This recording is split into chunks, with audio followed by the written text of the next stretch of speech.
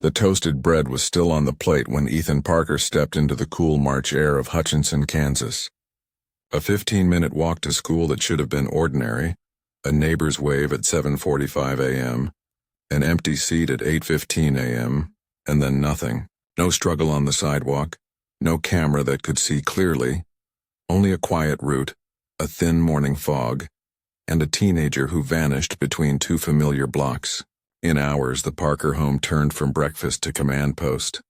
A cold glass of milk on the table, a half-eaten toast that felt like time had stopped mid-tick. A veteran lieutenant read a route on a map, while dogs traced a scent to an intersection and lost it. A black backpack with cut paper found near Carey Park that belonged to no one. Whispers of a dark green van with a covered plate rolling too slow near the school, and years later, a name that should never have existed. Daniel Cooper. A life assembled from false papers and careful lies. A DNA match that would light a dormant case like a flare in night air. This is the story of a boy who left his red brick house at 7:30 a.m., and of the 20 minutes that swallowed him, a story that begins with ordinary footsteps and ends with a courtroom where science speaks. What happened in the thin slice of time between the neighbor's wave and the roll call bell? And who moved through Hutchinson so quietly that even the morning breeze did not notice? How can a false identity grow from forged paper and careful routine until a town forgets the original name that went missing? If you want to uncover the answers with me, like this video and subscribe to Unscripted Tales, and turn on the bell icon for upcoming episodes. Tell me in the comments from which city you are watching this cold case story. Let us reach 5,000 likes on this episode so we can keep bringing you stories that demand patience, rigor, and truth. Now the morning returns to March 12, 2009. The streets are narrow and lined with red brick houses pressed close together. A gentle spring breeze moves across wheat fields at the edge of town. The air holds a faint chill, and thin wisps of fog hover over the pavement. Downtown, a few early coffee shops open their doors and the smell of fresh roast drifts along Main. Inside the Parker home, routine sets the metronome of the day. Ethan eats a quick slice of toast with a glass of milk, pulls on a light gray hoodie and dark blue jeans, laces slightly worn sneakers, and shoulders a green backpack that has carried 2 years of books and notes. He steps out at 7:30 a.m., earphones in, walking at a pace that says he knows the way and is not in a hurry. 15 minutes later, Dorothy by the window raises a small wave as he passes the road that leads toward Carey Park. His head is down. The backpack sways. The town keeps breathing as if nothing has shifted, but a seat will be empty when the bell rings at 8:15 a.m., and from that empty seat, the first hairline crack will run through Hutchinson's calm surface. It was a clear spring morning in Hutchinson, Kansas, the kind of morning that made you think the world was still untouched, just waking up to a new day. The sun had barely begun to push its golden light through the horizon, but already the town was stirring with life. The streets were lined with old red brick houses, standing tall like sentinels in the early morning light. The air, cool and crisp, held the faint promise of warmth that would come later. But for now, it was still fresh and inviting. As Ethan stepped out of his home, the quiet morning greeted him like an old friend. The streets were empty save for a few birds perched on power lines chirping softly to each other. The usual hum of early morning traffic had not yet started, and the only sound was the soft crunch of Ethan's sneakers against the pavement as he walked towards the school. The sidewalk, still damp from the night's dew, reflected the soft light of the rising sun, casting long, gentle shadows across the road. There were wisps of fog lingering in the fields on the outskirts of town, curling up and drifting through the tall wheat. The whole town seemed suspended in time, quiet, peaceful, untouched by the troubles that lay ahead. The smell of freshly brewed coffee began to float from the small coffee shops downtown, mixing with the crisp scent of grass and soil that came from the fields. The faint aroma of freshly baked bread from the bakery down the street lingered in the air, wrapping itself around Ethan as he walked, a reminder that even the smallest things could feel comforting in this sleepy little town. It was a morning like any other, and yet it was about to become a morning remembered for something no one could have ever predicted. As Ethan made his way down the familiar street, he passed the same houses, the same corners, and the same parks that he had passed for years. There was nothing unusual about the path he took, nothing that hinted that today would be different. The world around him felt like it had slowed down just for him, giving him the illusion of time stretching out, easy and unhurried. But that calmness would soon shatter. The peacefulness of the town would be replaced with something darker and more sinister. But in that moment it was all too ordinary. There was no reason to think anything could go wrong. Nothing ever did. And then the first crack appeared, a small sliver of unease that would slowly grow into a story that no one could have predicted. No one could have imagined that in a town like Hutchinson, where everyone knew everyone, a 15-year-old boy could simply disappear into thin air, his footsteps fading as quietly as the morning mist. As Dorothy waved to Ethan from her window, she had no idea that this would be the last time she saw him walking along that street, the last time she saw him in the familiar light of the morning sun. Something was about to happen, something no one could have prepared for. What happened in those final minutes between Dorothy's wave and the moment the school bell rang, marking the first sign that something was terribly wrong? How could a boy vanish so suddenly, so quietly in a town where everyone was always watching? Ethan Parker was a 15-year-old boy, a little over average height with a quiet demeanor that matched the peaceful surroundings of Hutchinson. He had a calm, steady way about him, not one to draw attention but always present, always there. His dark blue jeans, slightly worn sneakers, and a light gray hoodie were the kind of clothes you wore because they were comfortable, not because you wanted to stand out. A green backpack, the same one he had carried to school for 2 years, hung loosely over his shoulder as he walked. It was the kind of backpack that had seen better days, but it was familiar and filled with the routine of high school, like his homework, his books, his plans for the day ahead. This morning, just like any other, Ethan left his house at 7:30 a.m., earphones plugged in, the music likely helping him focus as he began his walk to school. His pace was steady but unhurried, the kind that suggested he was used to the route and had no particular rush to get there. His father, Michael Parker, had seen him leave the house, the door closing behind him with the soft thud of finality. Ethan had stepped out into the cool morning air, his steps confident and familiar. To anyone watching, there was nothing unusual about him, just another teenager heading to school. 15 minutes later, at around 7:45 a.m., Dorothy, the elderly neighbor who lived a few houses down, saw Ethan walking along the same path he took every day. She was sitting on her porch reading the morning paper when she noticed him pass by. He was walking with his head down, earphones in place, his eyes focused ahead on the road.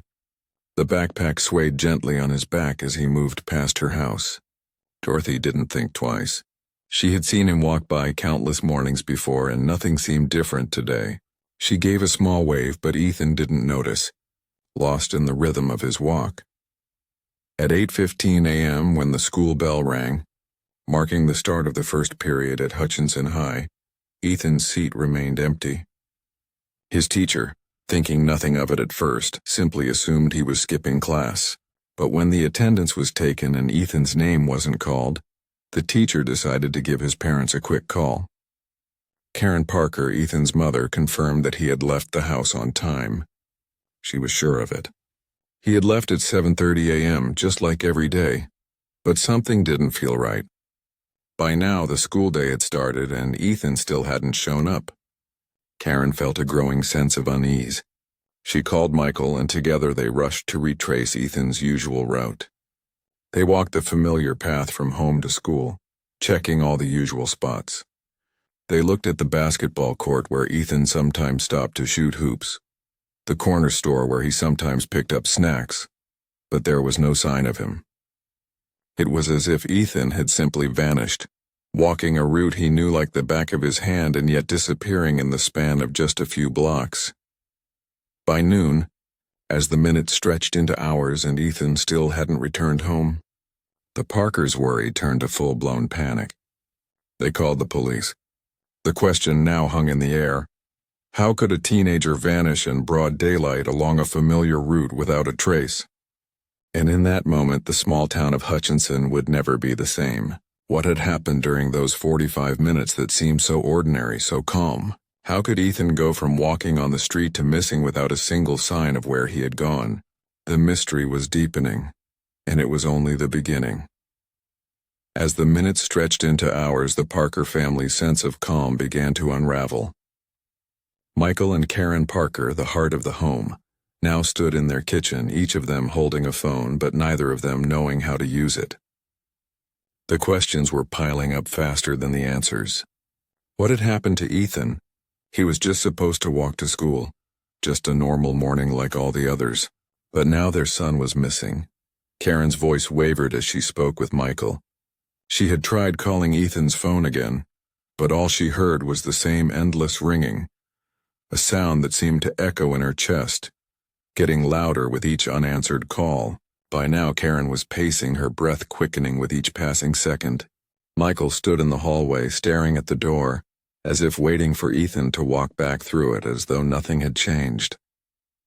But it had. With every passing minute, the sense of dread in their home grew heavier. Michael glanced at the clock. Noon had come and gone. There was no sign of Ethan anywhere. The Parkers knew they had to act fast. They couldn't afford to waste any more time. So they called the police. Lieutenant Mark Reynolds, a seasoned officer who had dealt with missing person cases before, and Officer Ryan Cooper, a younger officer eager to prove himself, arrived at the Parker home just after noon. The air around the house was thick with tension. They were greeted by Karen, her eyes red and tired, still holding the phone she had called Ethan's number with, as if the connection would somehow be made if she just tried hard enough. Michael was pacing, recounting every detail of Ethan's routine, his calm demeanor now replaced with worry. Lieutenant Reynolds took in the scene, the cold glass of milk still sitting on the table, the half-eaten toast untouched. It was as though time had frozen, but it had not been kind to them. He could feel the unease rising in the air. This wasn't just a simple case of a teenager skipping school. There was something more to this, something that demanded attention. Reynolds' instincts told him this wasn't a typical runaway case. Something was wrong. Reynolds asked to see Ethan's bedroom. The door creaked as it opened, revealing a space that felt too still, too quiet. Ethan's bed was unmade, the sheets crumpled in the way a teenager's bed always is.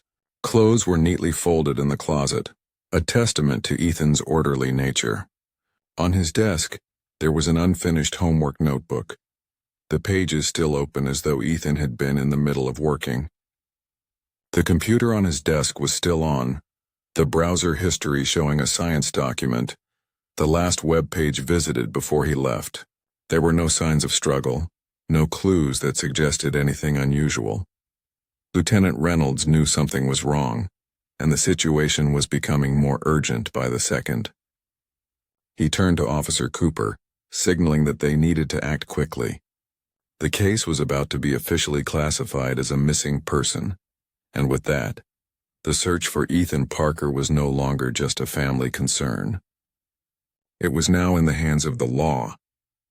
Reynolds immediately called the station to enter Ethan's details into the NCIC system, a nationwide database for missing persons. Time was of the essence, and this case needed to be handled swiftly. Meanwhile, another team of officers began canvassing the neighborhood, speaking to neighbors and anyone who might have seen something.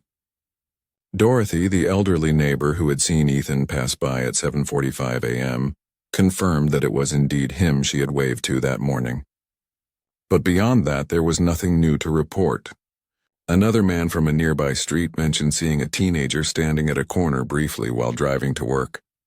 But he wasn't sure it was Ethan. It was a lead, but it was vague. Just a fleeting moment in the fog of uncertainty. At Hutchinson High, the school was notified. Ethan's homeroom teacher confirmed that Ethan had never arrived, and no one had seen him on campus that morning. Classmates hadn't noticed anything out of the ordinary, and there was no sign of Ethan anywhere on school grounds. The timeline was becoming clearer. Ethan had never made it to school. He had disappeared before even reaching the campus gates. The search had begun, but with each unanswered question, the fear began to settle in. How could someone disappear in broad daylight? On a route they took every day with so many eyes around. Where was Ethan? And what had happened to him in those short minutes between leaving home and the bell ringing for the first period? The case was now officially a missing juvenile, and there was no telling where it would lead next. The Parkers, though they tried to hold on to hope, were starting to realize the magnitude of what had happened. Their son was gone, and no one knew where he was. Lieutenant Reynolds and Officer Cooper were ready to dive into the investigation, but even they knew that this case would not be easy. There were no simple answers, only questions that seemed to multiply as the hours passed. And as the search for Ethan intensified, there was one thing on everyone's mind. Where had he gone? And who could have taken him so quickly, so quietly without a trace? The town's peaceful exterior was beginning to crack, and no one knew where the story would lead next. The search was officially underway, but the details were still few. Lieutenant Mark Reynolds and Officer Ryan Cooper quickly realized that the clock was ticking, and every moment without new information made the mystery deeper. As they began canvassing the neighborhood, the search expanded from the Parkers' home to the streets around it. Every neighbor, every passing car, every detail had to be examined.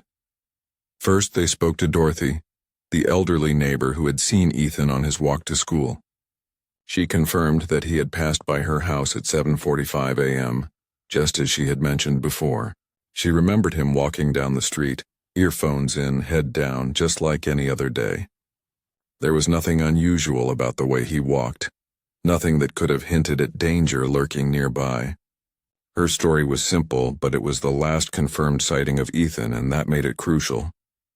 But there was something else, something that would complicate the investigation.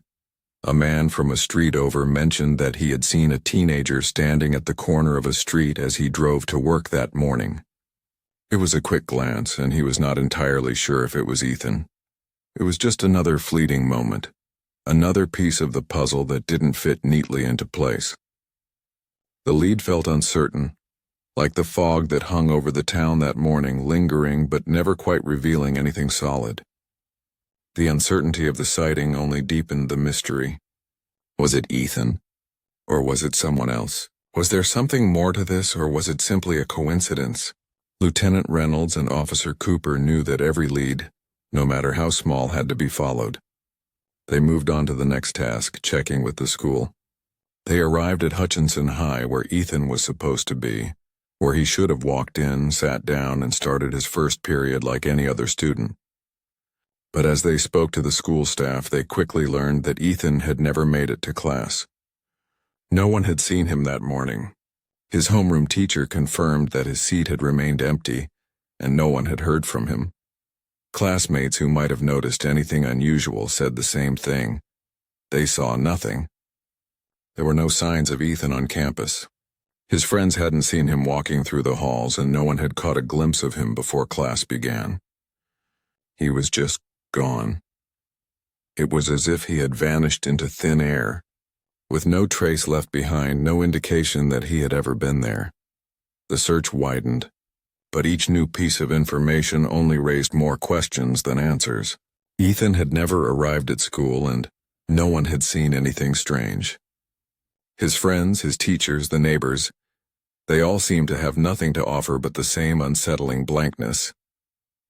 Lieutenant Reynolds stood in the school's office, staring at the empty hallway, his mind racing. How could a boy vanish like this? How could someone just disappear on a walk to school in broad daylight, with so many people around, and leave no trace, no sign of what had happened?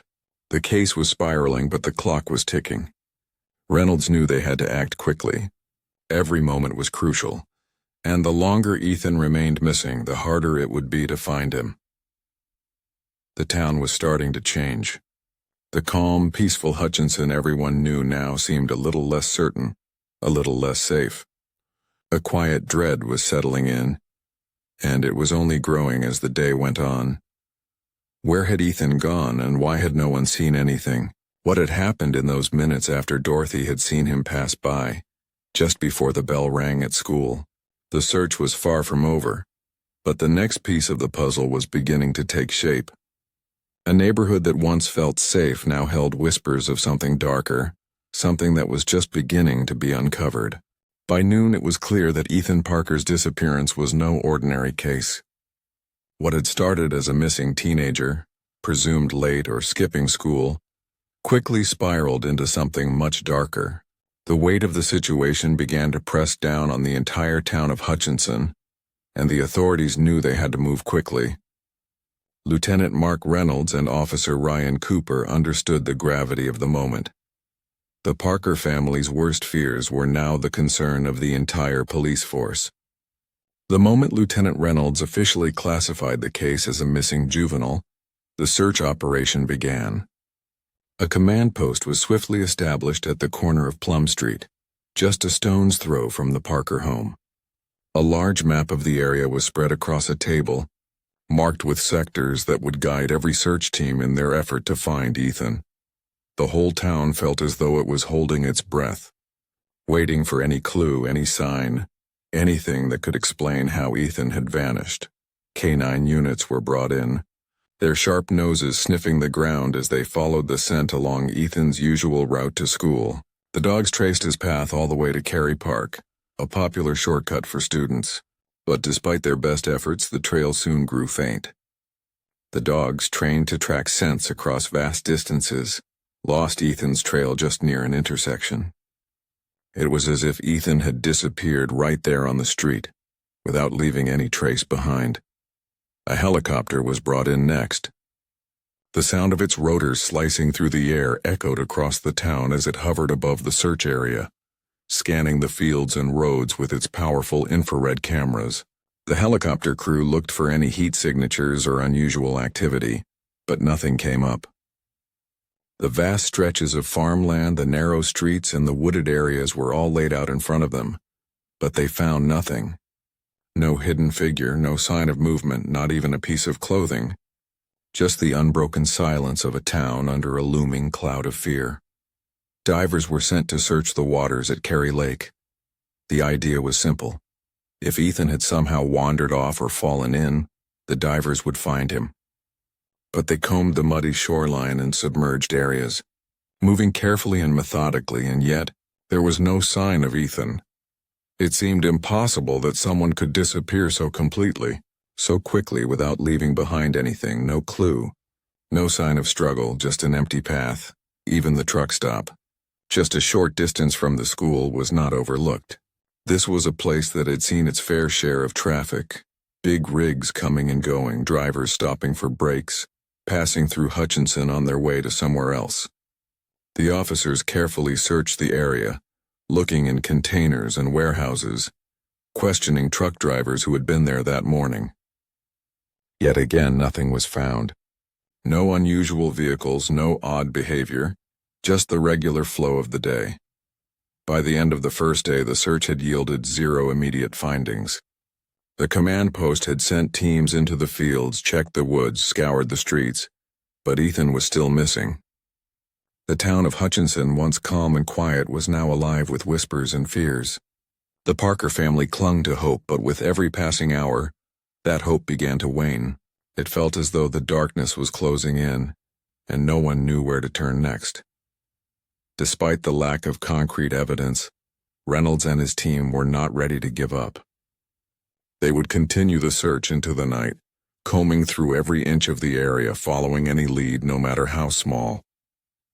This wasn't just a case anymore.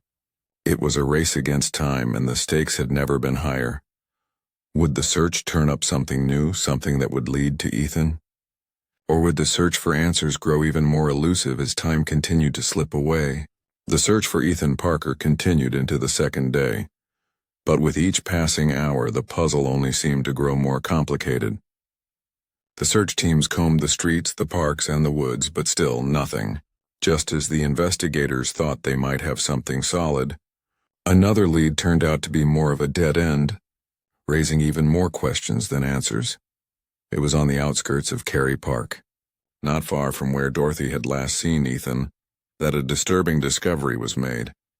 A black backpack was found lying abandoned in the grass. It was an old style, one that seemed familiar, but it wasn't Ethan's.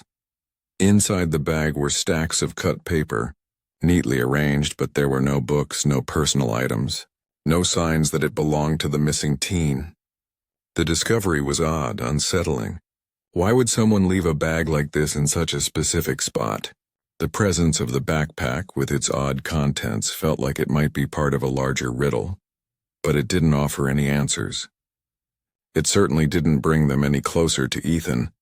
Instead, it only deepened the mystery.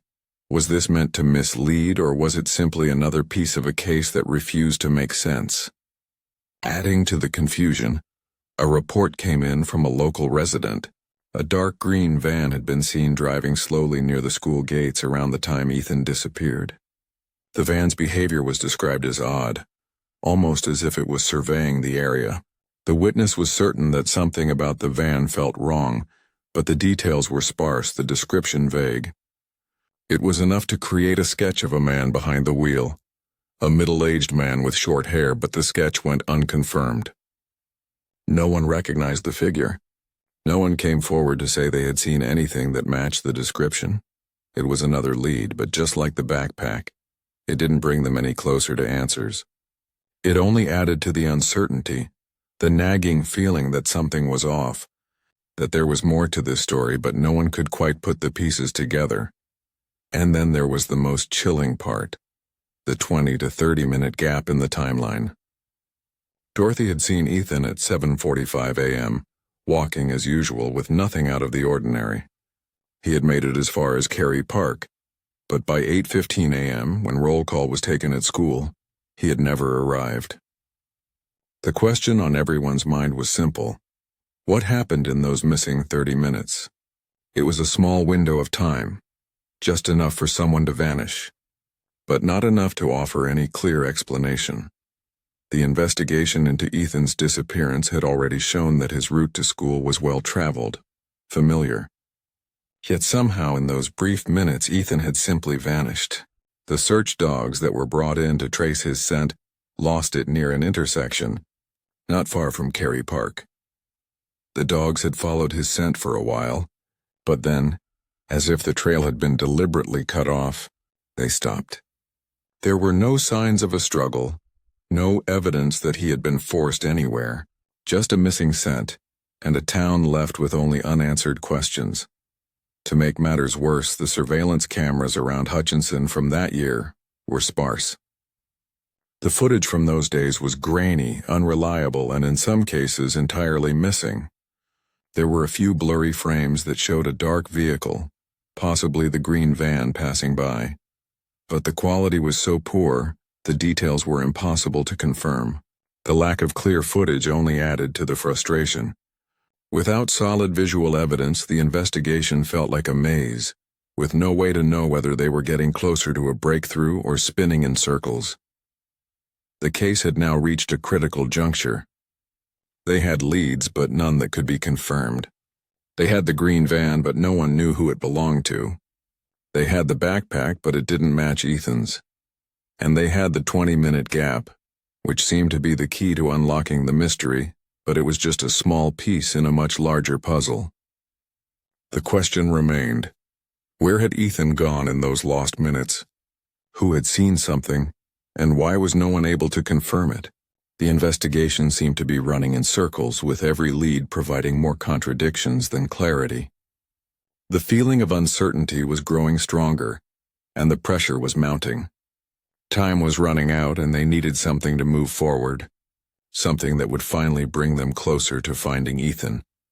As the search for answers continued, one thing was certain: the truth was out there, but it seemed to be slipping through their fingers, just out of reach. The question remained, what had really happened to Ethan Parker in those crucial moments when no one was looking? And who could be behind his disappearance? As the search continued, it became increasingly clear that Hutchinson, Kansas, was no longer the peaceful town it once was. The air that had been filled with the usual quiet hum of daily life was now charged with tension. The search teams expanded their efforts, moving beyond the areas they had already scoured. The radius of the search grew, stretching further out into the countryside, through fields, wooded areas, and even down unfamiliar, rarely traveled roads. The loudspeakers blared through the town, appealing for anyone who had seen or heard anything to come forward. Every resident was urged to check their yards, garages, and sheds. Volunteers continued to search alleyways, parks, and abandoned buildings, calling Ethan's name over and over, hoping for a glimpse, hoping for a clue. Despite all the efforts, no physical evidence had been found. No footprints, no blood, no personal items left behind. Nothing that could explain where Ethan had gone or why. The investigation, once filled with hope and determination, had now hit a wall. It felt as though the town had simply swallowed him up. No one could understand how a teenager could vanish without a trace in broad daylight, on a well-worn path. Lieutenant Mark Reynolds and Officer Ryan Cooper stood at the command post, staring at the map of the search areas. The absence of new leads was beginning to weigh heavily on them. It was no longer a question of where Ethan might be, but whether they would ever find him at all. The search, which had once been full of possibility, was now a growing exercise in exhaustion. The more they searched, the less certain they became. The initial theory of a voluntary departure or runaway was quickly losing credibility. Ethan had no history of running away. His parents, Michael and Karen, had confirmed that he had never shown any signs of wanting to leave. There were no signs of family conflict or any reason that Ethan would want to disappear on his own. His belongings were all at home, including his clothes, his homework, and his computer.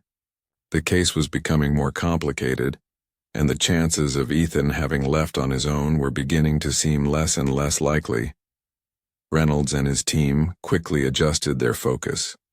The case, now riddled with unanswered questions, was handed off to the Kansas Bureau of Investigation, KBI, to be handled at the state level.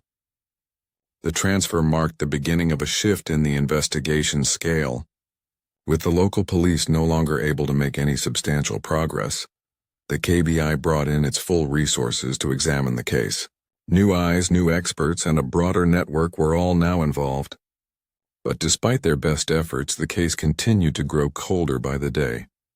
By late 2009, as months passed and the search for Ethan continued to come up empty, the case was officially classified as a cold case. It was a bitter moment for the Parker family.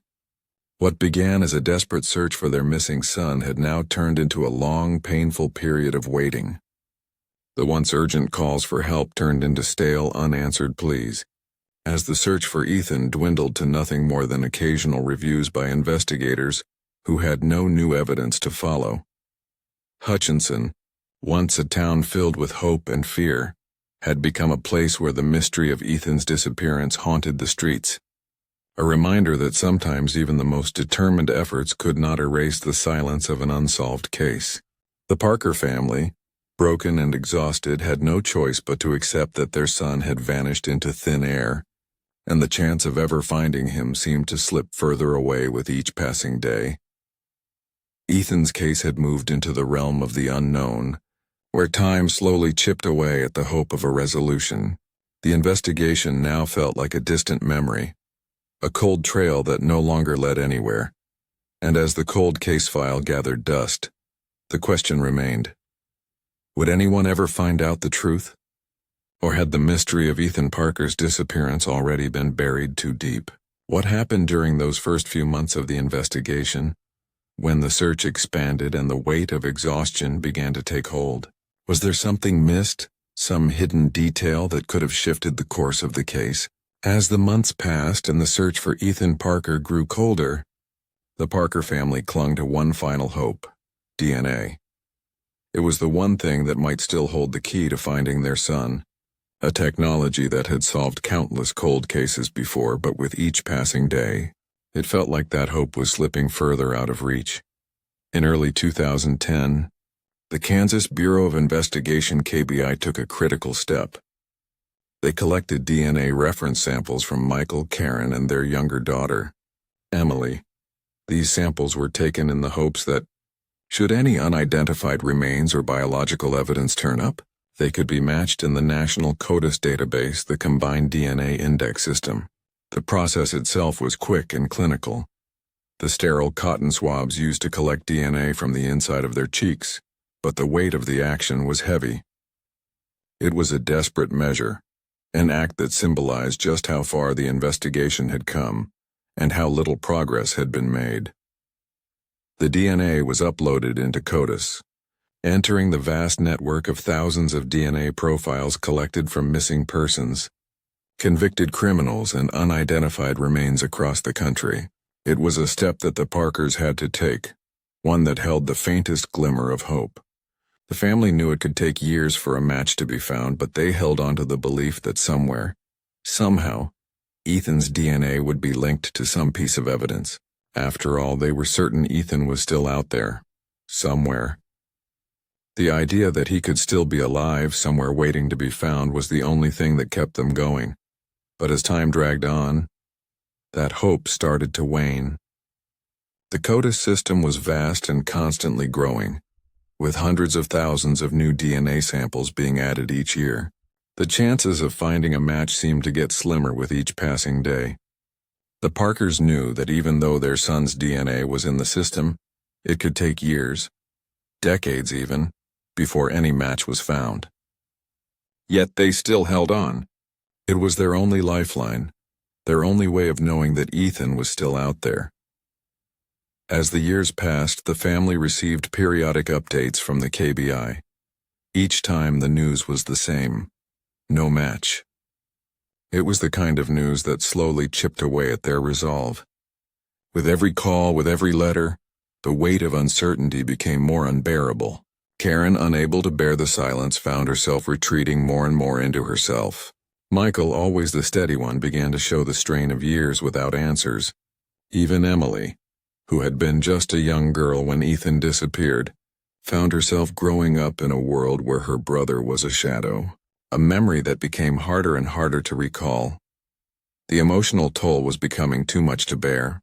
The constant waiting, the hope that never quite materialized, left the Parkers feeling drained, worn out, and broken.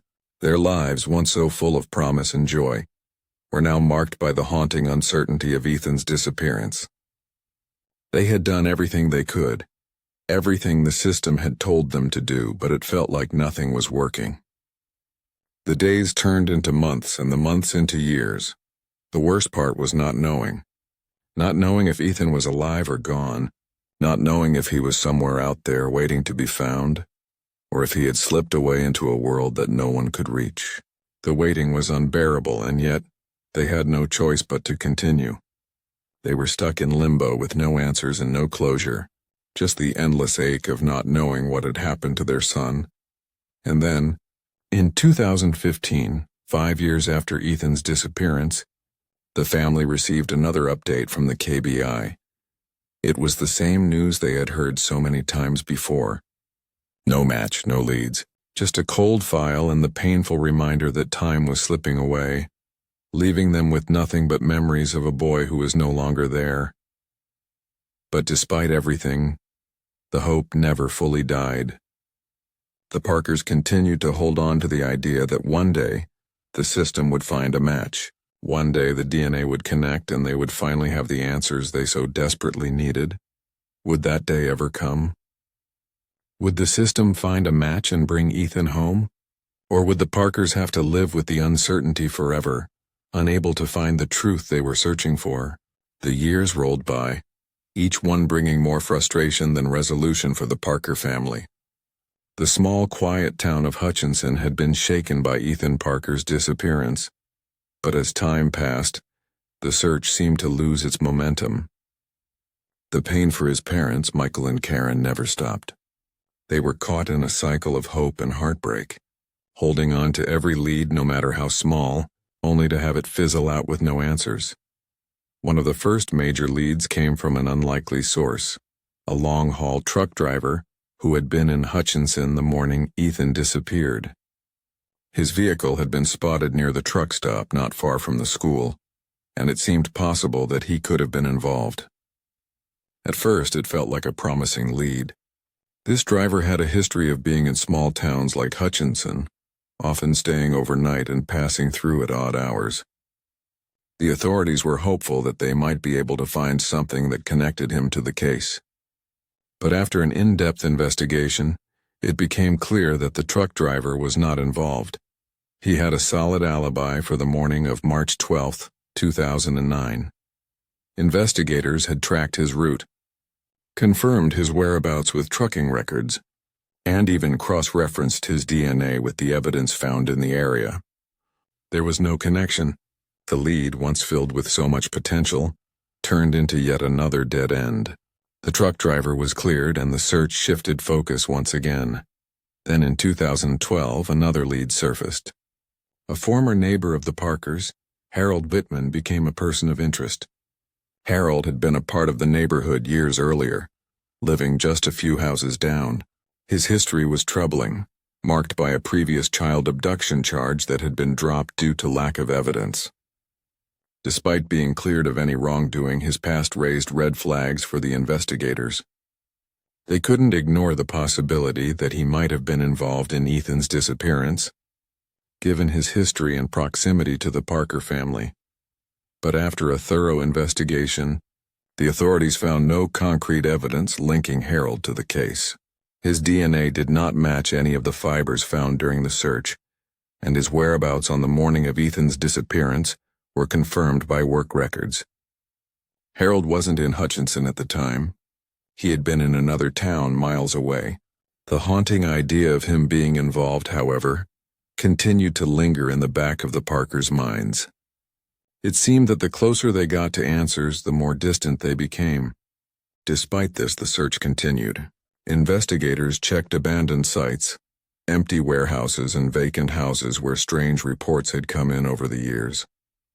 Local intelligence suggested that Ethan might have been held somewhere in the area, and these places had all seemed like possibilities. However, once again, every check turned up negative. No sign of Ethan, no clues, no new evidence. For the Parkers, it was a slow, painful realization. Every lead brought them closer to a dead end, and the case began to feel like it was lost in the shadows of the past. The passage of time only seemed to deepen the mystery. New developments in the case, when they came, only served to pull them farther from the truth. Each year without answers felt like a year of loss, as the details grew colder and colder. As 2014 rolled around, it became clear that the case was no longer a priority for most of the local law enforcement officers. It had become one of many, another file in the cold case stack. The calls to the Parkers were fewer, and the updates were sparse. The people of Hutchinson, once so engaged in the search for the missing teenager, began to move on with their lives, as if Ethan Parker's disappearance had been a long closed chapter. But for Michael and Karen, it was a chapter that would never close. Every year felt like a weight, each one adding to the pile of unanswered questions. They were living in a world where their son was gone and no one knew why. They had lost not just their son, but the years they would have had with him. The quiet moments of watching him grow, of seeing his life unfold, had been stolen. With the case seemingly forgotten by the town and the investigation reaching a dead end, the Parkers were left wondering if they would ever get the answers they so desperately needed. Would anyone ever come forward with the truth, or was the case destined to be one of those mysteries that remained locked away forever? In those quiet moments, the weight of time seemed unbearable. Would they ever find out what really happened to their son, or had the truth already slipped into the past too far to reach? As the years passed, the world around the Parker family slowly moved on. The search for Ethan Parker, which had once gripped the town of Hutchinson, became nothing more than a faint memory.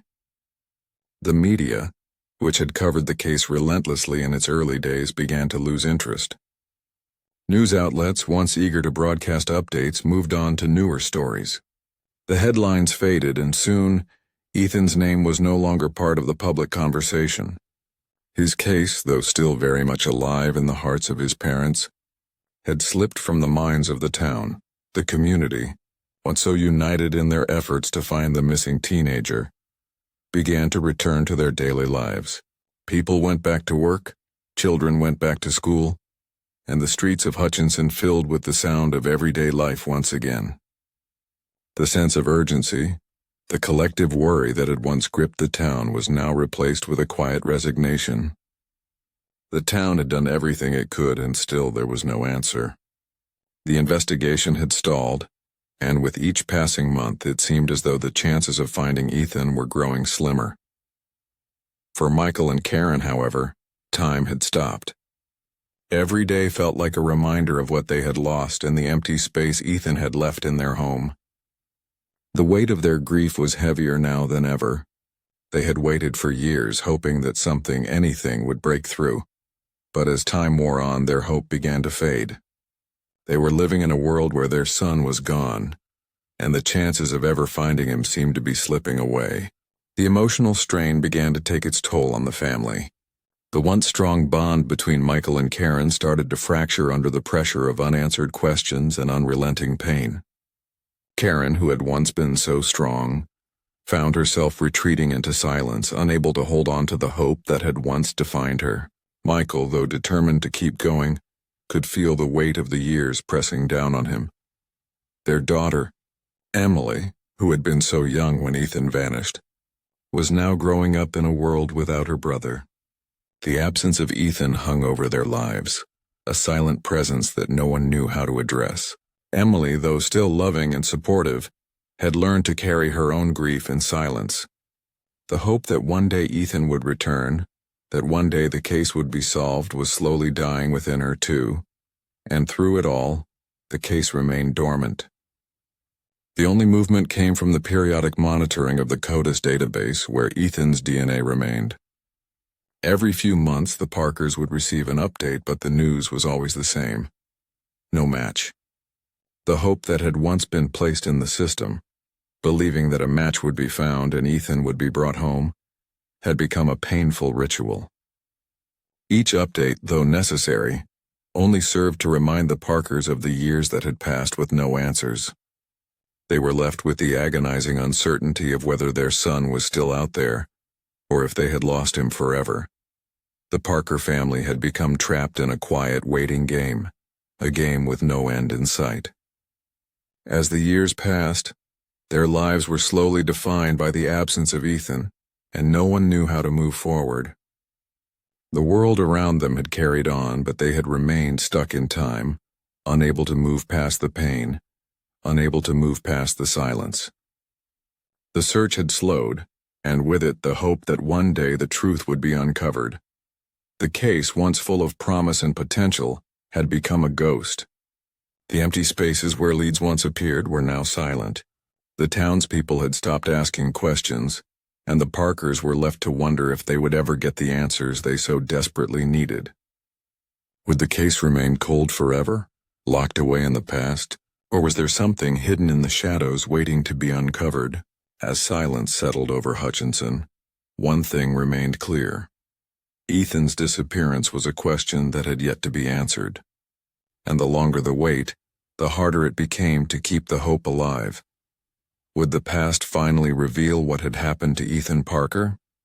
Or would his case be lost to time, forever unsolved, leaving a family to wonder what could have been? The years of waiting and uncertainty finally began to shift in 2016, not with the usual search efforts or tips from the community, but through an unexpected twist that no one could have foreseen. It started in a busy city far from Hutchinson, Oklahoma City, where a seemingly small incident would ignite a chain of events that would turn the entire investigation around. It was an ordinary day at a local air conditioning repair company, but when a 22-year-old named Daniel Cooper applied for a job, something about his paperwork raised a red flag. The company required all applicants to submit a valid driver's license, birth certificate, or social security number as part of the background check process.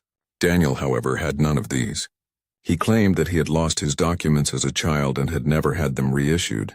At first, the HR manager, Rachel Morgan, thought it was an oversight, a minor issue with an otherwise normal application. However, something about Daniel's insistence that he had never had a social security number struck her as odd. In her experience, no adult in the United States could go without such basic identification. Rachel reported the issue to the Oklahoma Labor Department, who promptly forwarded the case to local police for further investigation. It was a cautious step, a background check that seemed to reveal nothing more than a simple misunderstanding. But little did anyone know, this small anomaly would lead to a breakthrough in one of the most baffling missing person cases in recent history. After Daniel's interview with the police, a voluntary DNA swab was taken to verify his identity. The swab, simple as it seemed, would prove to be the most pivotal action in this case. When Daniel's DNA was uploaded into CODIS, the system's vast network of samples, it quickly returned an unexpected match. The DNA from Daniel Cooper was a perfect match to the Parker family's reference samples, confirming that Daniel Cooper was, in fact, Ethan Parker, the 15-year-old who had vanished from Hutchinson, Kansas, 7 years earlier. The news sent shockwaves through the entire investigation team. For years, Ethan's case had remained dormant, and now, out of nowhere, a DNA match had surfaced. The confirmation that Daniel was Ethan was both a relief and a heartbreaking realization for the Parkers. Their son had been found, but the truth was nothing like what they had imagined. Ethan had not run away, as some had suggested, nor had he simply disappeared on his own. No, he had been living under an assumed identity, hidden from them all this time. The case was immediately reopened, with investigators moving quickly to cross-verify the identity and uncover the full details of what had happened in the 7 years since Ethan vanished. The first step was to confirm the identity of the person who had been living as Daniel Cooper. This led them to the woman who had raised him during that time, Susan Whitaker, a name that would soon become central to the investigation. As investigators dug into Susan's background, it became clear that her story, and the story she had told Daniel, was a carefully crafted lie. The identity of Daniel Cooper was built on fraudulent documents, and the more they uncovered, the more it became evident that Susan Whitaker had masterminded this entire scheme.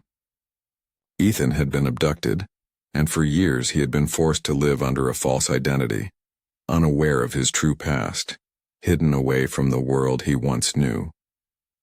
The Parkers, while relieved to know their son was alive, now had to grapple with the fact that the life they had imagined for Ethan and the years they had lost would never be returned. The truth was both a relief and a torment. The question now was, who was Susan Whitaker, and why had she taken Ethan all those years ago? What had driven her to create such a detailed lie, and how had she managed to keep it hidden for so long? With Ethan's identity confirmed, the investigation entered a new phase. What had happened in those missing years? Who had been involved in the abduction? The answers were finally within reach, but the questions were only growing more complex. The truth was coming to light, but there was still much more to uncover. The investigation was far from over, and the road ahead promised even more revelations that would shake the Parker family and the town of Hutchinson to their core. As the investigation into Susan Whitaker's actions intensified, a chilling reality began to emerge. It wasn't just the abduction of Ethan Parker that needed to be unraveled. It was the entire false life Susan had built for him over the past 7 years. Every detail of Daniel Cooper's existence was a carefully crafted lie, and the deeper investigators dug, the more disturbing the truth became. The first step in reconstructing Ethan's stolen years was to trace the paper trail of the life Susan had created for him. One of the first key pieces was his school enrollment in 2010. Daniel Cooper had seamlessly entered the educational system in Oklahoma, enrolling in Northwest High School. On paper, everything appeared to be in order, but as investigators started to examine the documents he had submitted, they uncovered a disturbing pattern of forgery. Susan had provided a birth certificate for Daniel, stating he was born in 1994 in Wichita, Kansas. This certificate, however, was forged. The birth certificate seal was faint, and didn't match the official 1994 documents used by the state of Kansas. The signature of Susan Whitaker, acting as Daniel's guardian, was inconsistent with other legal documents, suggesting it had been altered as well. The forensic document analysis revealed the truth. The birth certificate was fabricated. It was not just a careless mistake or a lost document. It was an intentional lie, designed to create an entirely new identity for Ethan Parker. But that was just the beginning. Investigators then turned their attention to Daniel's medical records, specifically his vaccinations. Susan had provided a vaccination booklet claiming Daniel had received his shots as required by law. But further examination revealed that the entries were handwritten, and the ink did not match any official medical records from the area. The booklet once again was a fabrication. Every aspect of Daniel Cooper's life, down to the most basic forms of identification, had been manipulated to support Susan's story. As the paper trail of false documents continued to unfold, investigators turned to Susan's lifestyle. It became clear that she had gone to great lengths to keep a low profile. Her finances were nearly impossible to trace. For years, she had lived a cash-based life, avoiding bank records, credit cards, or anything that could be easily traced back to her.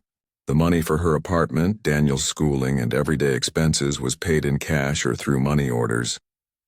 There were no loans, no large transactions, no records that could be used to track her activities.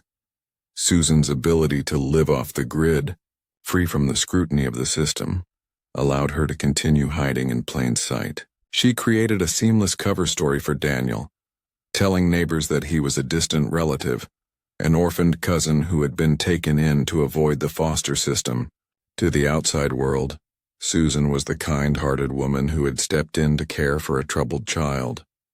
No one questioned her story. In fact, Susan's quiet, unassuming nature only made her appear more trustworthy. She attended church regularly with Daniel, and the community, believing her story, never suspected a thing. But as investigators pieced together the details, it became clear that Susan had planned this for years. Every document, every action, every lie had been carefully orchestrated to keep Daniel, now Ethan, hidden from his family.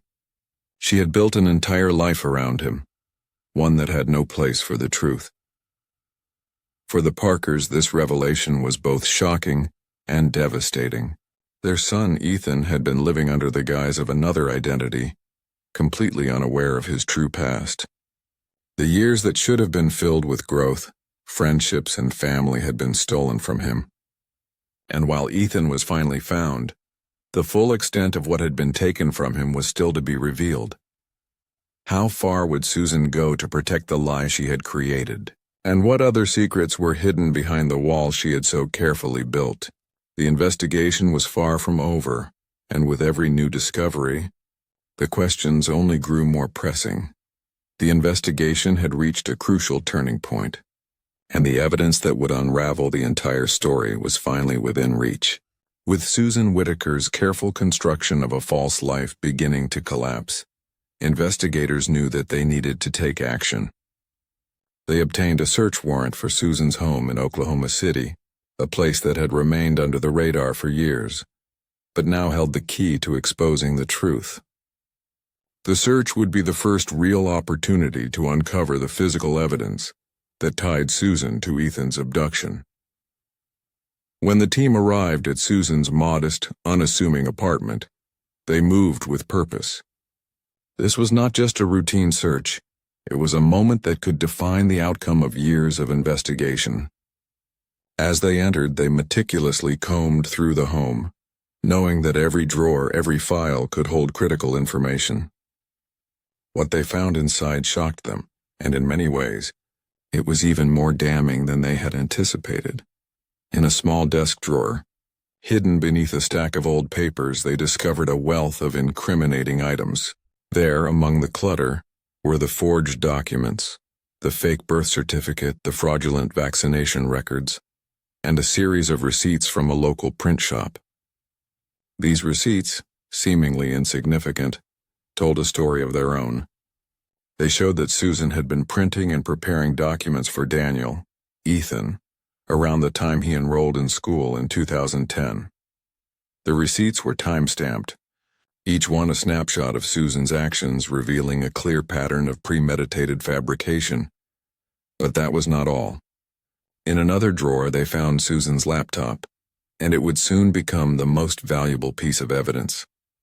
As the digital forensics team began their examination, they uncovered a treasure trove of information. The laptop held the key to understanding how Susan had meticulously built Daniel's false identity. Digital forensics revealed a detailed edit history of documents, timestamps, and artifacts that would soon paint a clear picture of Susan's plan.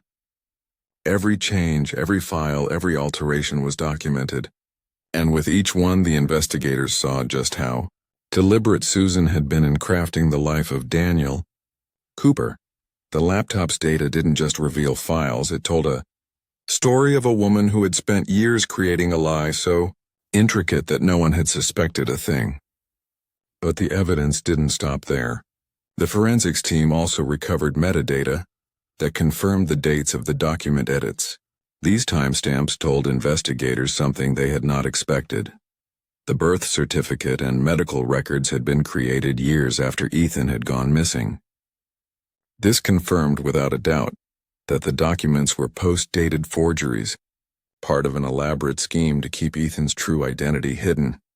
The chemical analysis of the ink and paper used in the forged documents only added to the mounting evidence against Susan. The ichor ink used on the birth certificate was a commercial-grade product, common for documents created in the 2010s, not the official ink used by Kansas State in 1994. The paper itself was mass-produced, and its chemical composition didn't match the official materials used by the state for birth certificates.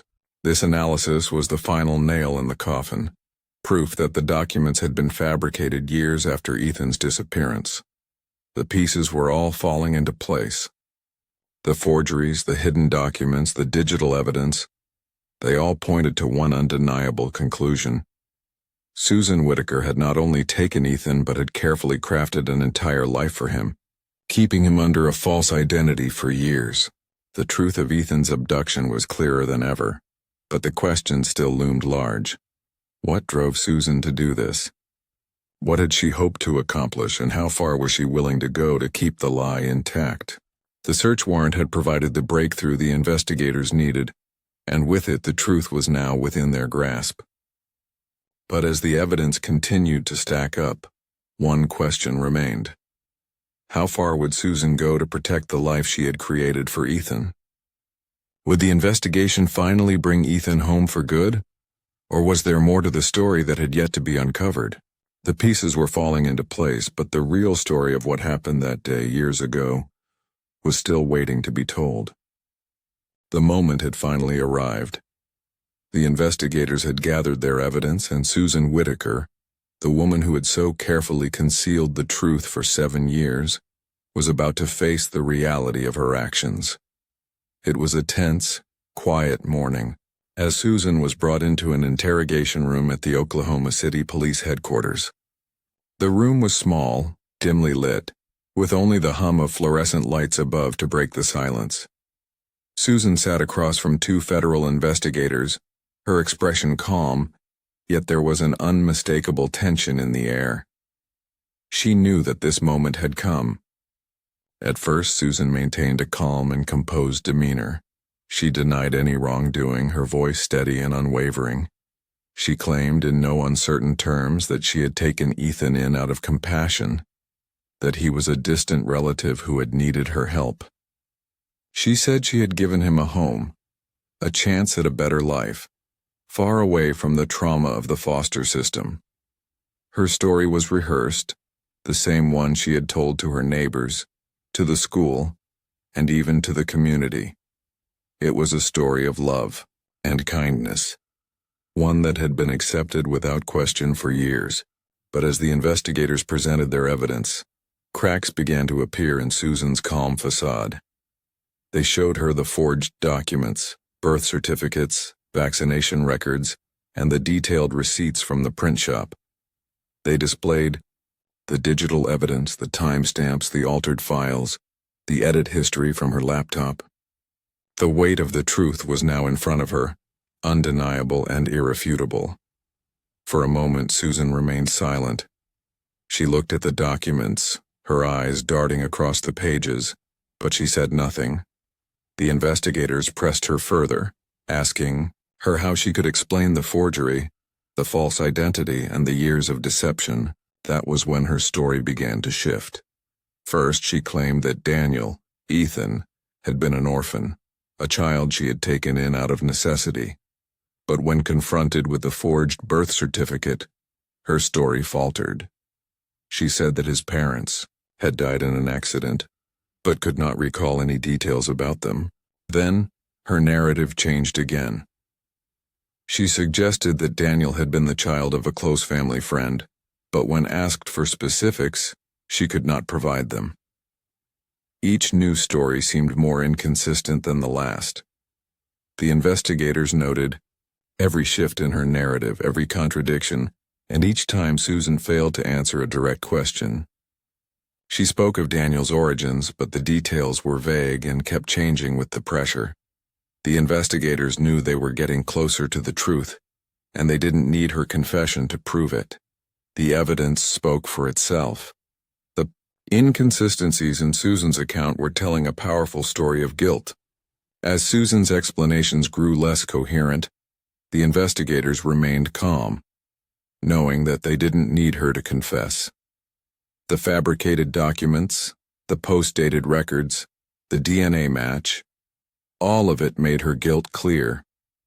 She was caught in her own lies, and no amount of shifting narratives could erase the evidence. As the hours dragged on, it became increasingly clear that Susan was not going to offer a direct admission of her actions. Instead, she tried to deflect and avoid answering the tough questions, offering vague excuses and half-truths. Yet, with each new inconsistency, she dug herself deeper into a hole she could not escape. The investigators knew that even without a confession, the evidence they had gathered was more than enough to bring charges against her. The room was silent for a long moment, the weight of the truth hanging in the air. Susan sat there, her face pale, eyes cast downward. She had no more explanations, no more excuses. She had spent years hiding behind lies, but now, the reality of her actions was finally catching up with her. Despite her calm demeanor, Susan was cornered. The evidence was overwhelming, and no amount of shifting stories could change the facts. Ethan Parker, the child she had stolen from his family, had been living under an assumed identity for 7 years. And Susan Whitaker had built that life with lies. The investigators knew that Susan's quiet denial was just another tactic. She had been running from the truth for so long that it was almost as if she didn't know how to face it. But the truth, no matter how hard she tried to avoid it, was now staring her in the face. The real question remained: why had Susan done this? What had driven her to take Ethan, and why had she kept him hidden for so long? What had been her true motive behind this elaborate scheme? The answers were still elusive, but they were coming closer to being uncovered with every piece of evidence. What did Susan believe she would gain from keeping Ethan hidden, and what would her future hold when the full weight of her actions was exposed? The moment of truth was drawing near. After years of silence and uncertainty, the legal process was finally set into motion. The case against Susan Whitaker was no longer just an investigation. It was heading for trial. The charges were clear: kidnapping, document fraud, and obstruction of justice. These were serious accusations, but they were only the beginning. What had begun as a mystery of a missing teenager had now turned into a full-scale legal battle. The prosecution wasted no time in presenting the case. They outlined the charges in simple but undeniable terms. Susan Whitaker had kidnapped Ethan Parker when he was just 15, taking him from his home, from his family, and forcing him to live under a false identity. She had used forged documents to create a new life for him, making him believe that he was someone else entirely.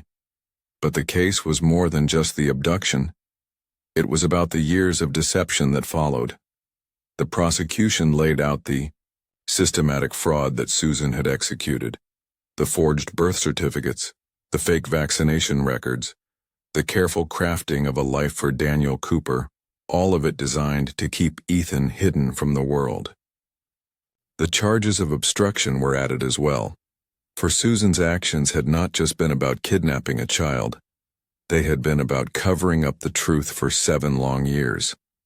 She had created a web of lies, and every time the truth seemed close to being uncovered, she had hidden it further, pulling more strings, building more layers of deception. The prosecution's argument was clear. This was not the act of someone who made a mistake in a moment of grief. No, this was the calculated, methodical work of someone who had spent years plotting and hiding the truth. But Susan's defense strategy was soon to emerge. Her legal team, aware of the gravity of the charges, focused on a different angle.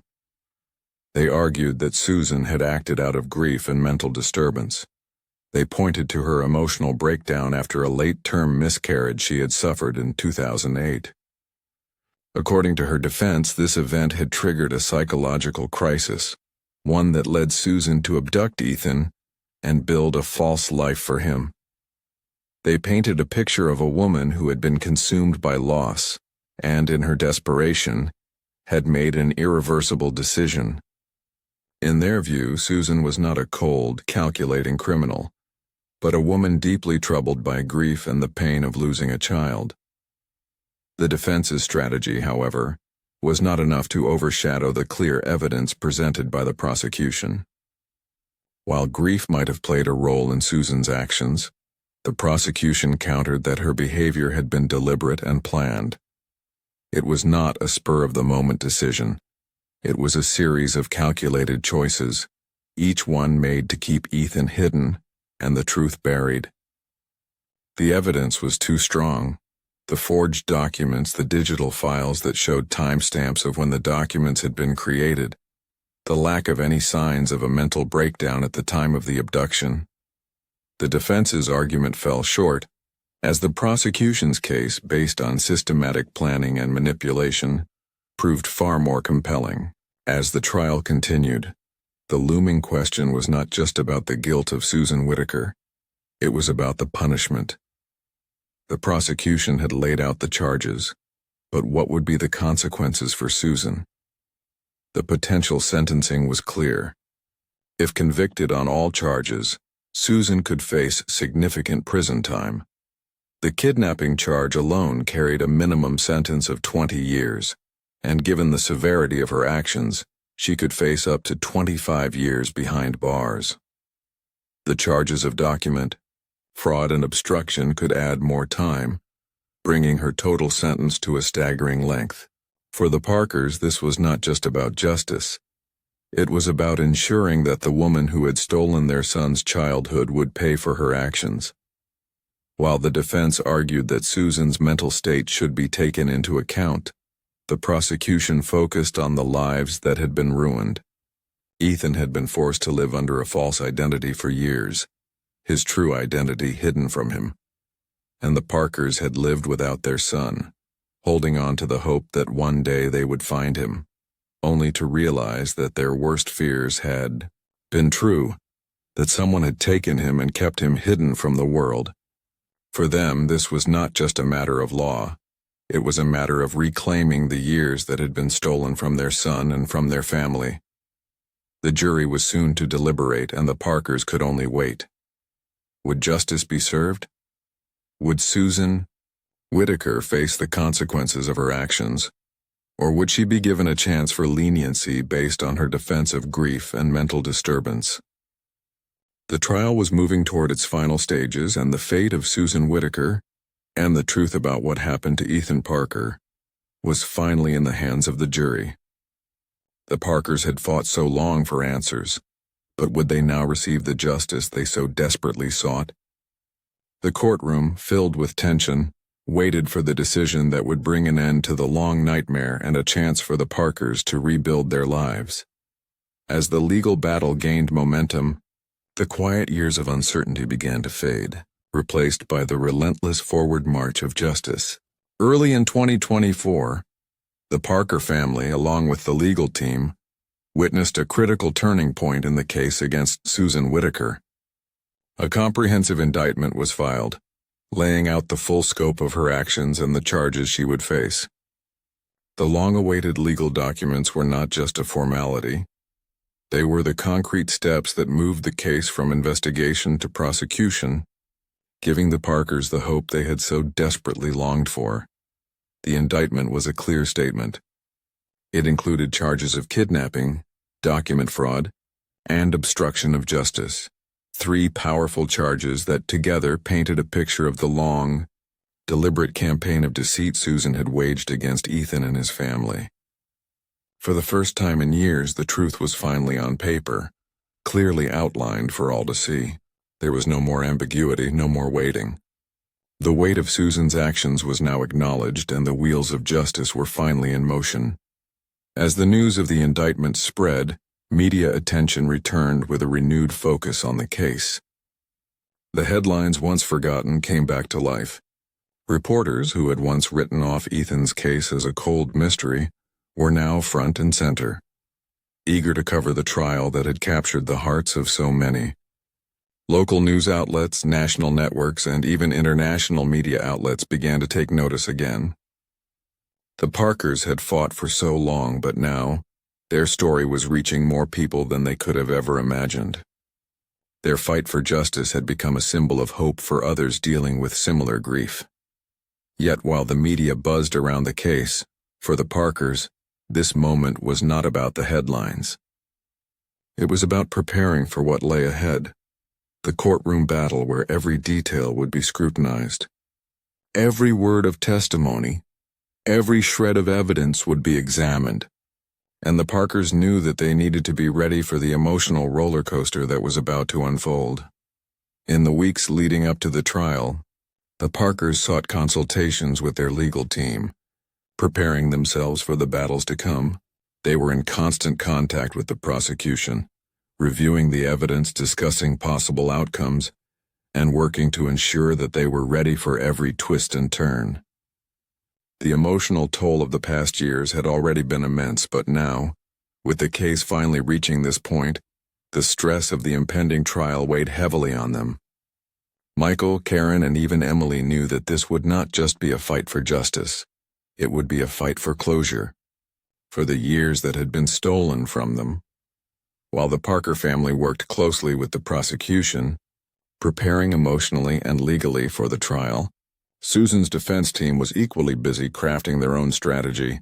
They would try to downplay her role in the abduction, perhaps invoking the idea of temporary insanity, or attempting to portray Susan as a woman overcome by grief. The defense had their own set of arguments ready, but the prosecution, backed by overwhelming evidence, was confident in their case. As the weeks passed, anticipation built. The Parkers knew that the trial would be emotionally taxing, but they were determined to see it through. They had lived for so long in the shadows of uncertainty, hoping for answers. Now, with the indictment filed and the pretrial momentum building, they finally had a chance to confront the woman who had stolen their son's childhood. The road ahead was still long, but there was now a sense of purpose, a feeling that justice was finally within reach. The trial was coming, and with it the possibility of closure.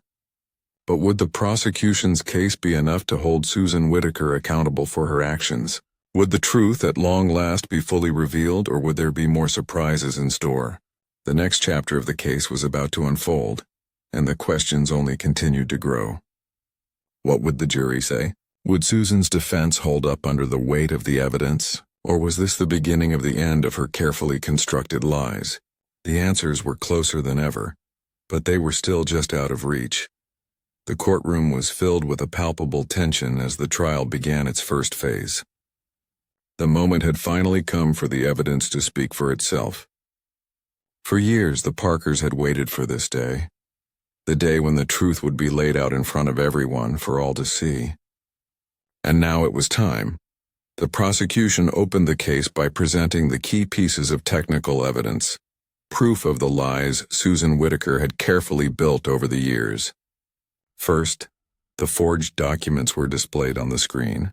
The birth certificate, the vaccination records, each one meticulously crafted but ultimately fraudulent. Expert testimony followed, as forensic document analysts explained how these documents were not just poorly executed forgeries, they were sophisticated fabrications, designed to deceive not only the system but also anyone who might come looking for answers. The experts detailed how the paper and ink used in these documents did not match the official standards for the year Susan claimed they were created.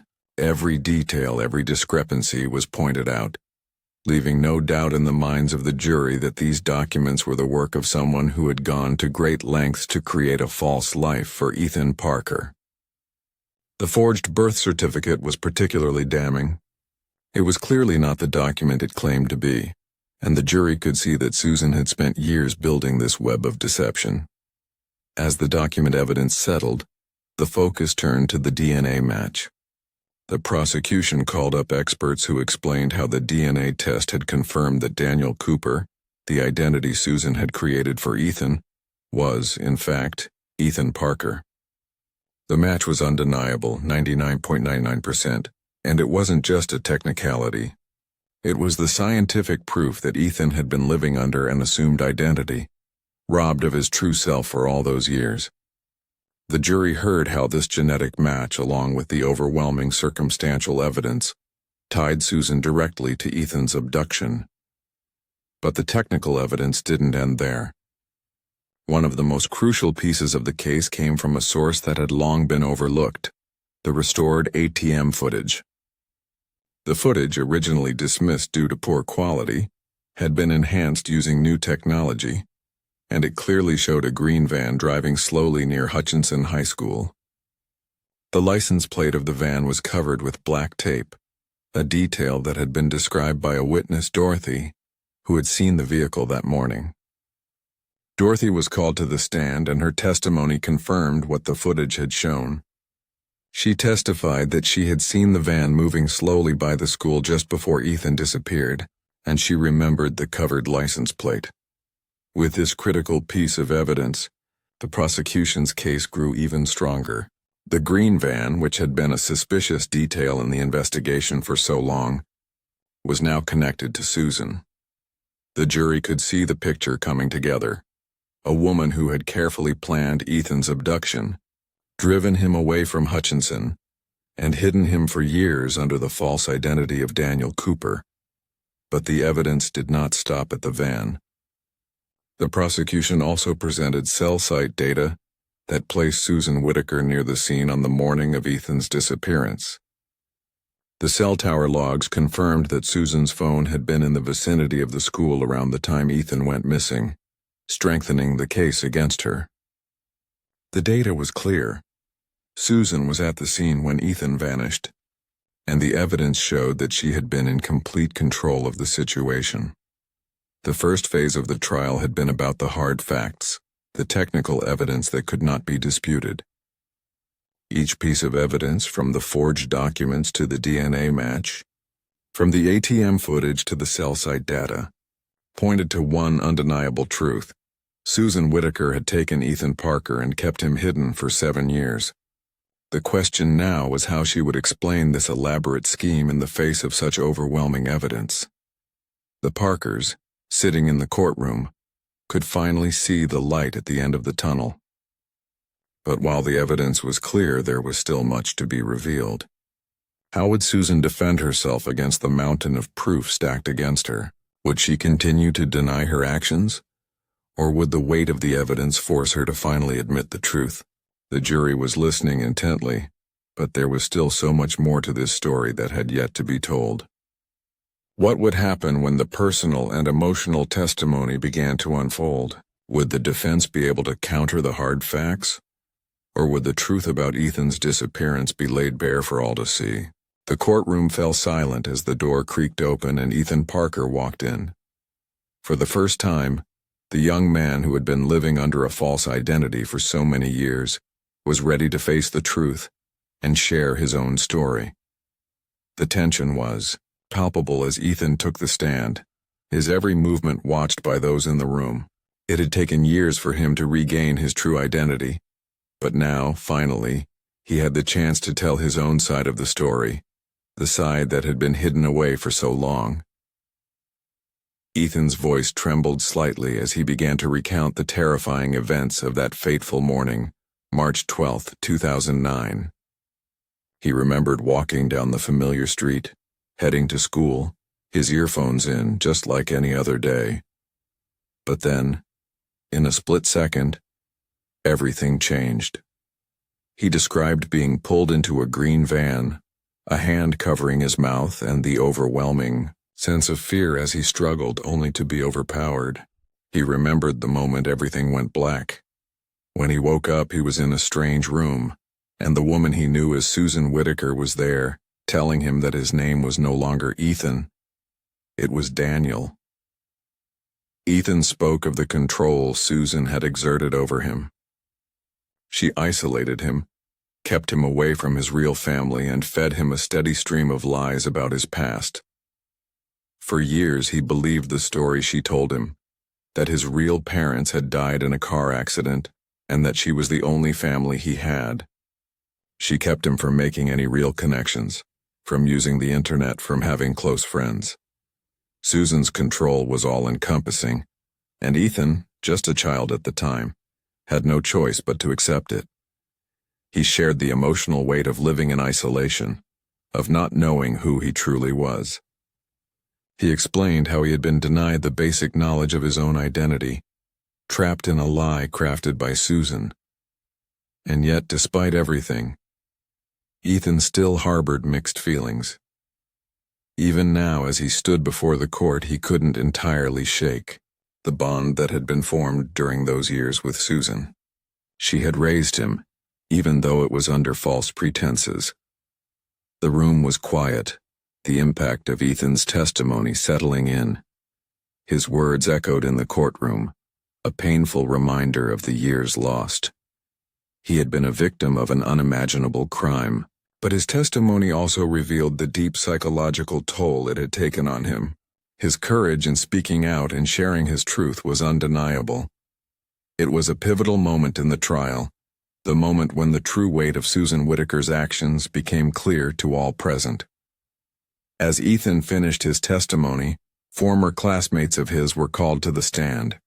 They were asked about the day Ethan had disappeared. They spoke about the confusion and worry that had spread through the school when Ethan failed to show up for class. One classmate recalled how they had all assumed Ethan had simply skipped school that day, but as time passed and Ethan never returned, it became clear something was terribly wrong. The classmates confirmed that Ethan had been a responsible student, not one to skip without notice.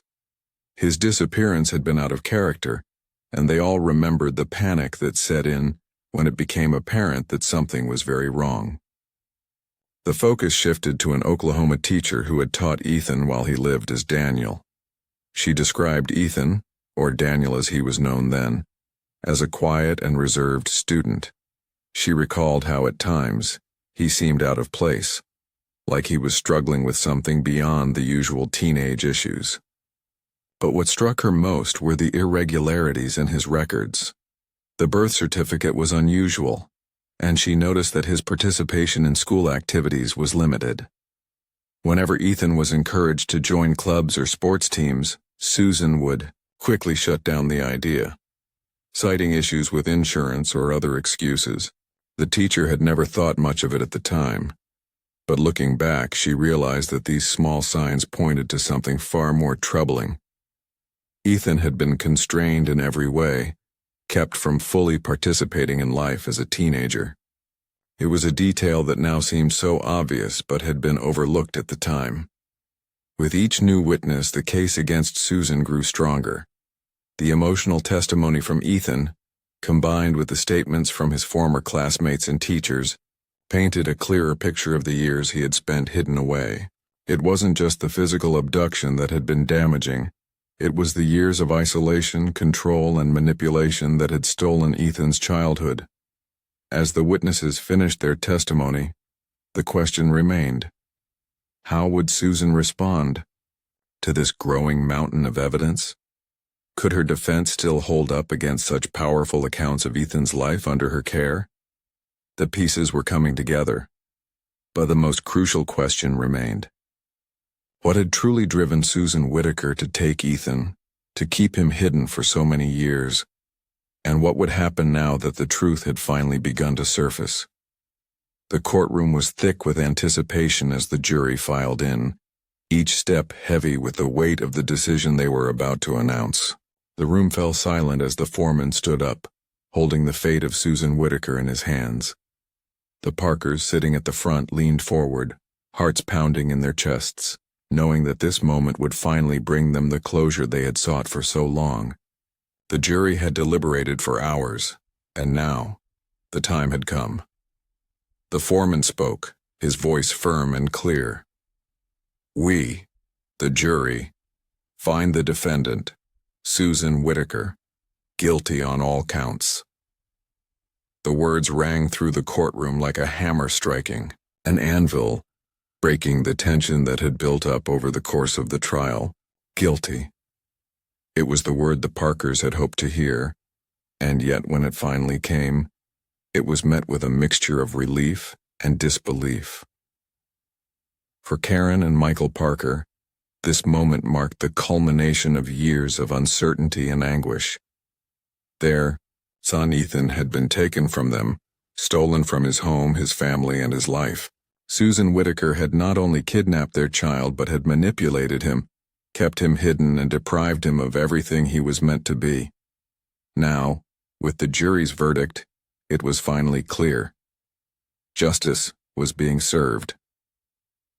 As the judge stood to deliver the sentence, the atmosphere in the courtroom shifted. The gravity of the situation settled over everyone present. This was not just a legal decision. It was the final chapter in a story that had haunted an entire community for over a decade. The judge's voice was steady as he addressed Susan Whittaker, acknowledging the severity of her actions. He spoke of the harm Susan had caused, how she had torn a family apart, how she had taken a child from his home and made him live a lie for 7 long years. But it was not just the kidnapping that made her crime so reprehensible. The judge highlighted the sophistication of her actions, the careful planning, the forged documents, the calculated steps she took to cover up her tracks. This was not a crime of passion, but one born from a cold, methodical desire to keep Ethan hidden from the world. The judge made it clear that such a crime could not go unpunished. "The sentence will reflect the severity of your actions," he said, his words cold and deliberate. "Susan Whittaker, you are hereby sentenced to 22 years in a federal correctional facility, with no eligibility for parole for the first 18 years. The sentence struck like a thunderclap, the weight of it sinking in for everyone present. A sense of finality swept through the room. For the Parkers, this was a bittersweet victory. It was justice, yes, but it could never undo the years they had lost. The years their son had spent in a lie, far away from the family who loved him. Still, as they heard the judge's words, there was a sense of relief. A sense that Susan would no longer be able to control the narrative, that she would now be held accountable for the destruction she had caused. The courtroom erupted in a flurry of emotions. Some of those present nodded in agreement, while others simply sat, stunned. The weight of the verdict and the sentence hung heavily in the air. For the Parkers, however, there was only one thing on their minds. Ethan was free now. The truth had finally been revealed, and though the pain of the past years would never fully heal, they could now begin to move forward. As the guards moved to remand Susan Whittaker into custody, her face remained expressionless. She did not speak, did not show any sign of remorse. She simply stood, her hands shackled behind her back, as she was led out of the courtroom. The woman who had once been seen as a caretaker, a woman who had been trusted by a community, was now a convicted criminal sentenced for the crime that had torn a family apart. The Parkers sat in their seats, their hands tightly clasped together. They did not speak. They did not need to. The silence between them said everything. Ethan's case was finally closed. The years of waiting, the uncertainty, the endless searching, they had led them to this moment. The verdict was in. Justice had been served. But even as the gavel fell, one question lingered. How would Ethan move forward after all that he had endured? The road ahead for him would not be easy, but with the truth now revealed, there was hope for a future beyond the pain. The real journey for Ethan had only just begun, and as he stood at the threshold of his new life, no one could predict the challenges he would face. The story of Ethan Parker, a story that had once been shrouded in mystery, was now one of resolution. But even with the final chapter written, the echoes of what had happened, of the years stolen, would never truly fade. How would Ethan rebuild after everything?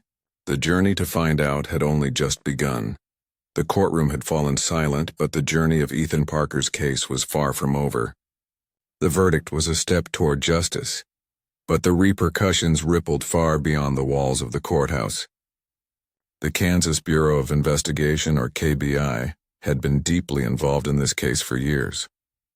The final resolution wasn't just a personal victory for the Parkers. It also marked a significant moment for law enforcement and the community. Following the trial, the KBI released a comprehensive debrief of the case.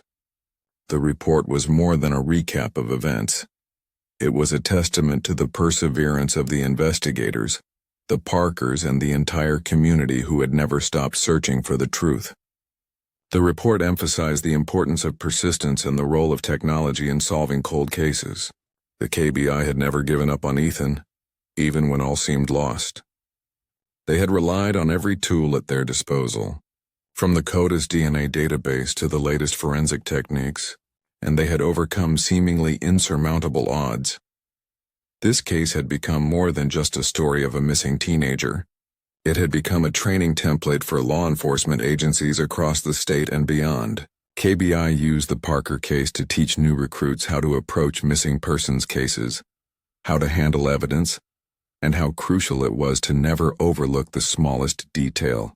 Every part of the case, from the meticulous tracking of the green van to the restoration of old At.a.m footage, became a lesson in the power of patience and innovation. In honor of the work done by all involved, a plaque was placed in the KBI's headquarters.